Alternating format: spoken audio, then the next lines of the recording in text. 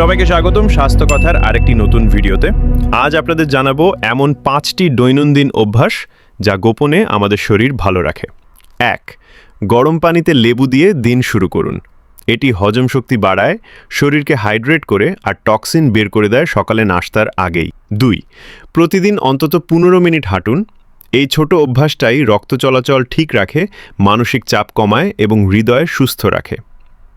3. এক মুঠো বাদাম খান। বাদামে রয়েছে স্বাস্থ্যকর ফ্যাট, প্রোটিন ও ফাইবার, যা হৃদয় ও মস্তিষ্কের জন্য দারুণ উপকারী। 4. প্রতিদিন 10 মিনিট গভীর নিঃশ্বাস বা মেডিটেশন করুন। এটি স্নায়ুতন্ত্রকে শান্ত রাখে, মনোযোগ বাড়ায় আর উদ্বেগ কমায়। 5. ঘুমানোর 30 মিনিট আগে মোবাইল বা স্ক্রিন দূরে রাখুন।